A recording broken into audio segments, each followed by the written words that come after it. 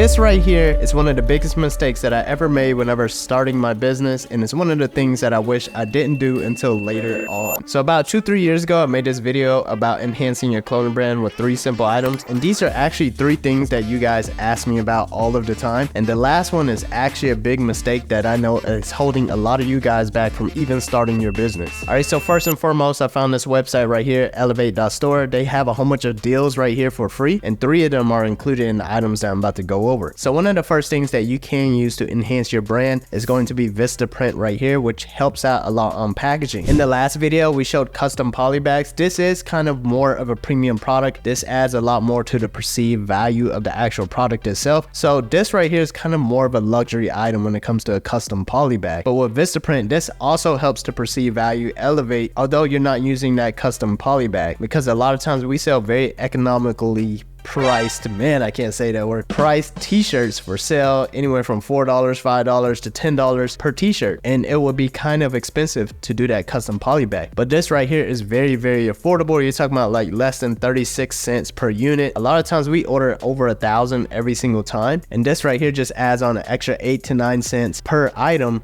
into the actual order. So you're adding an extra postcard. This helps the customer know a lot more about you as a brand and your story and why you do what you do, in comparison to an actual custom poly bag where this can cost anywhere from an extra $1 to $2 each. So this is one really simple thing that can help you get a return customer. A lot of times you can also throw a coupon code in there as well, 20% off your next order, and this will help let you know if these cards are actually working, because those codes on those cards can be unique to just those cards alone. So for example, if you set up a promo code on your website that says 20 off and you only had it printed on these flyers, and if someone used it, then you know they are becoming a return customer just based off of these 8-9 cents flyers on its own. Although it is 9 cents each for a set of 500, using this website right here, you can get $15 off. So that's the first thing. Now on to the second thing, which is Google Workspace. We use this a lot for all of our brand emails. It's very important to look as professional as possible when you are on the internet, because every little thing you do is 1% added of additional trust to your brand and your website. So for example, on our website after hours, we don't use afterhoursbrand@gmail.com. Our actual emails are separated by the departments that we are in. My cousin who works the sales department, he has his own email. He has his name at afterhoursbrand.com, and then the customer support has their own email, support@afterhoursbrand.com, and I have my own email. Everyone on the team has their own email. This adds a lot more professionalism into your actual brand, and this is really important whenever you are building an online presence, because you want to be as trustworthy and as professional as possible. I can't get that out of my mouth enough, because a lot of times whenever you have a new customer convert on a website, you have to make it look as trustworthy as possible. Even coming down to the actual bottom of the website, you want to make sure your shipping is there, your privacy, your refunds and exchanges. You want your website to look very trustworthy. Even down to the domains, the emails, all of that just adds that extra 1% of additional trust, and every small percentage adds up so that you can get a customer convert on your actual website. Before we move on to the third thing, I just found out you get an even bigger discount if you're using a .store domain. So for Vistaprint, you'll get $50 off, and for Google Workspace, you'll actually end up getting 15% off. And now check out how easy it is to get the deal. All you have to do is click get deal, and typically I always just sign up with Google so I don't have to create a new username.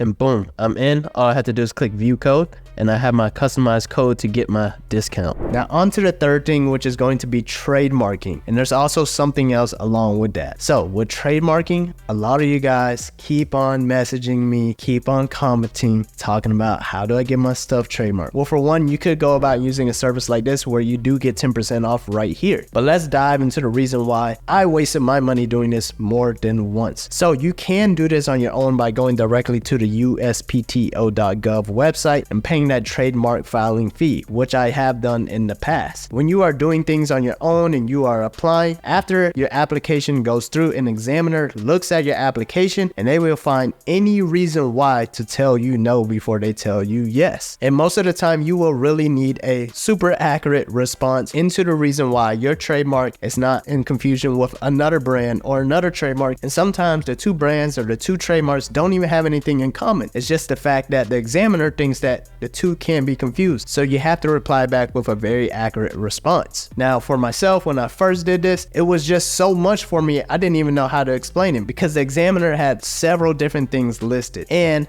turns out I didn't even end up with that company in the long run anyways. This was around 2015, 2016. That wasn't something that I stuck through and sat there and built up as a company. Now, when it comes to an actual trademark, a lot of you guys are looking at this like you don't want to start your business because you're too afraid that someone's going to steal your idea, so you want to go get it trademarked first. Let me tell you something. You should get it trademarked. However, it is very rare that someone is going to steal your trademark just because you have a good idea. If you prove your point first, then it will be a good reason for someone to go out and try to steal it. But by the time you prove your point, that means you already started to get traction, you started to get sales, and you have your active first use from proving your point that your trademark and your idea works. No one wants to steal your ideas unless your actual ideas work. Like look at a brand like Gap or Old Navy or even Supreme. Those names are actually very generic, and it wasn't until those companies build up the hype for their brands or build up their companies, and it wasn't until then that they gave other people a reason to go out there and try to steal from their brand names. So don't let that fear hold you back from even starting. And also further down the line, when it came to other trademarks, I just ended up using a service because after I proved my point with it, that means I had the money, I had the sales from it, and then I could just go ahead and pay someone else to do the trademark for me, and that gives me a more of a peace of mind. And then all they had to do was come back to me like, which route do you want to go? Do you want to fight this case or do you want to go this route, so that we can get you the actual trademark? Because a lot of the times these attorneys know what's best for you, and they've been in the business for a while. So a lot of the times it's better to pay someone for the expertise instead of you trying to save money and doing it on your own. So that was the third thing that I wanted to talk about. But now I'm going to add on one more thing, which is business formation. So you can get a deal right here as well. You have Inkfile, and I'm sure you also have Taylor Brands, which you get 20% off. Now, a lot of you guys like, should I start an LLC before I get into this? Now, a lot of you guys are worried about the wrong things once again. And we went over this with a tax attorney in one of our previous videos as well. You don't need an LLC to get started. However, of course, you'll want to look into one in the future. Of course, you know, you want to protect yourself and all that, but no one's going to come after you when you don't have anything to begin with. So really stop letting the LLC and trademarks holding you back from getting started and going crazy with some sales, because after you get the sales, you can take the money and come back to it and then secure your brand the right way.